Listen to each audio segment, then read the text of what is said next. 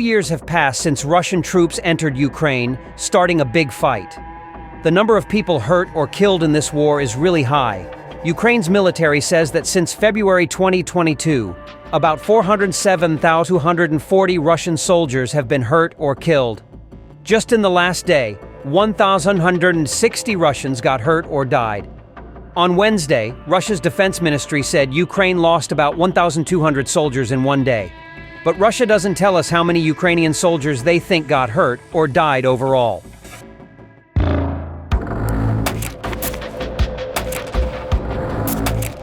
It's really hard to know the exact numbers of people hurt or killed in the war, says Kurt Volker, who used to represent the US in talks about Ukraine.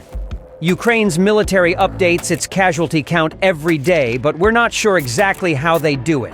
Nick Reynolds, who studies warfare at a think tank in London, says that the number they give, including missing soldiers and those who died in non-combat situations, seems believable. Even though there might be some mistakes in the count, it still shows us how many people have suffered in the 2 years of fighting.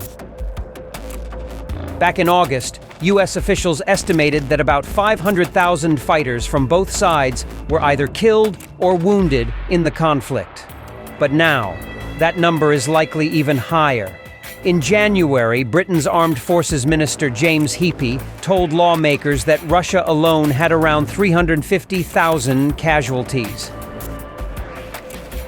He also mentioned that tens of thousands of mercenaries from the Wagner Group, who played a big role in taking the city of Bakhmut in May 2023, were killed or injured. However, it's harder to know the exact number of casualties for Ukraine. In August 2023, US officials told the New York Times that roughly 70,000 Ukrainian soldiers had died and up to 120,000 were wounded. Sometimes, Russia shares numbers, but it's hard to trust them completely. In early August, Russian state media reported that Moscow's defense ministry claimed Ukraine lost more than 43,000 soldiers in less than 3 months during its summer push in 2023. Russian President Vladimir Putin mentioned it in mid-June 2023 that Russia suffers 10 times fewer losses than Ukraine, right when Ukraine began this push. By the end of the year, Russian Defense Minister Sergei Shoigu stated that Ukraine had suffered 383,000 casualties since February 2022, as reported by Russian state media.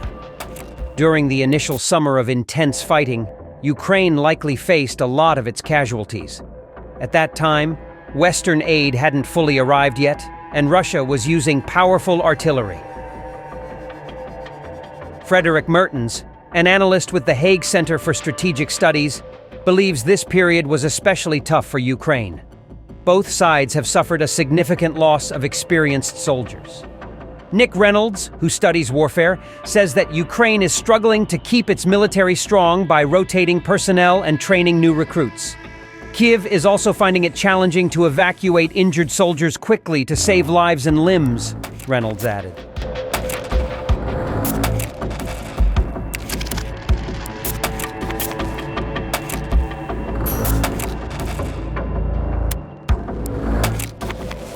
Just looking at the numbers doesn't give us the whole picture. Russia has a much larger pool of troops compared to Ukraine, and it can recruit from a bigger population. Russia boasts one of the world's largest active armed forces, with about 1.1 million active soldiers and 1.5 million in reserve. On the other hand, Ukraine has between 500,000 and 800,000 active soldiers, with up to 400,000 in reserve. But it's estimated to have about 1 million people in total serving in some capacity. However, quantity doesn't always mean quality. The number of casualties in Russia spiked in 2023 compared to the previous year. This rise likely shows that Russia's military has become weaker in terms of quality and has shifted towards a larger but less effective army. The UK Defense Ministry mentioned this change after Moscow partially mobilized its forces in September 2022.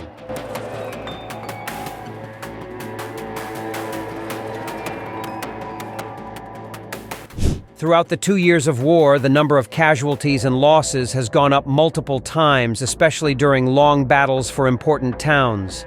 For instance, in early May 2023, the US estimated that Russia had about 100,000 casualties in just 5 months, with around 20,000 fighters killed during intense fighting near Bakhmut.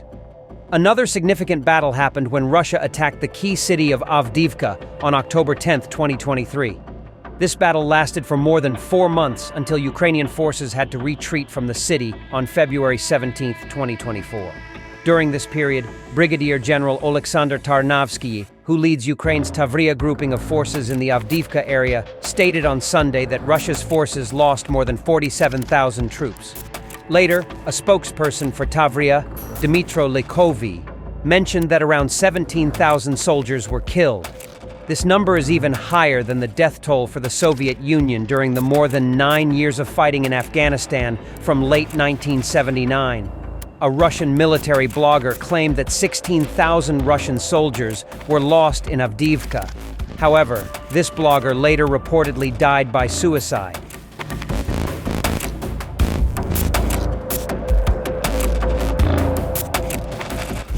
Bakhmut and Avdiivka are clear examples of Moscow's determination to keep fighting until they control what they see as their valuable objectives, Mertens explained to Newsweek. Both cities in Donetsk have been severely damaged by the conflict, with Russia claiming them after intense and prolonged battles. Moscow endured significant losses to capture Avdiivka. Volker, a former U.S. ambassador to NATO, and now a distinguished fellow with the Center for European Policy Analysis, commented to Newsweek. During the fighting in Avdiivka, Ukraine also faced heavy losses, and according to intelligence shared with 3 U.S. officials by Ukrainian sources, dozens of Ukrainian soldiers were left stranded behind enemy lines as Kyiv retreated, as reported by the Washington Post on Wednesday. Avdiivka has seen significant losses of military equipment as well. Throughout the battle, Ukraine shared images suggesting that Russian tanks and armored vehicles were destroyed in and around the area.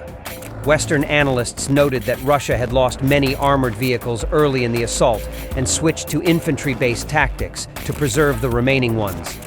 However, as the Russian forces tightened their grip on Avdiivka, in the final weeks of the battle, Ukrainian officials reported a resurgence in armored vehicle attacks from the Kremlin. Brigadier General Tarnavsky stated that Moscow lost a total of 364 tanks, 748 armored fighting vehicles, 248 artillery systems, and 5 jets during the offensive on Avdiivka.